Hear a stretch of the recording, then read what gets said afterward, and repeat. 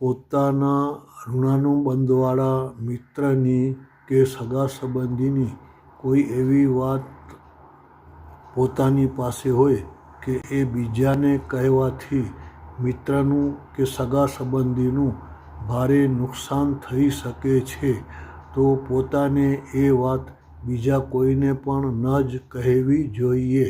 કારણ કે જે મિત્રની કે સગા સંબંધીની વાત પોતાની પાસે હોય તે વાત મિત્રએ કે સગા સંબંધીએ પોતાના ઉપર વિશ્વાસ રાખીને કીધી હોય, એટલે જો પોતે બીજાને કહે તો પોતે વિશ્વાસઘાતી બને છે અને કોઈનો પણ વિશ્વાસઘાત કરવો એ પોતાના માટે સારી વાત નથી.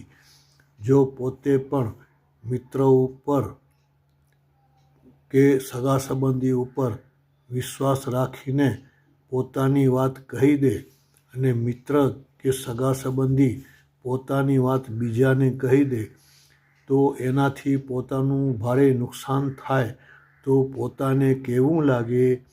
એટલે કે જો પોતે પણ મિત્ર કે સગા સંબંધીની વાત બીજા કોઈને કહે તો એમને કેવું લાગે? આના ઉપરથી સમજીને જીવનમાં એક વાત ખાસ યાદ રાખવાની કે પોતાના ઋણાનુબંધવાળા નિમિત્તની નુકસાન કરનારી બાબતને કે કોઈ પણ વાતને બીજાને ક્યારેય પણ ન જ કરવી એ પોતાના માટે જ પરમ હિતકારી છે. આ કુદરતી માનો કાનૂન સનાતન સત્ય છે જ.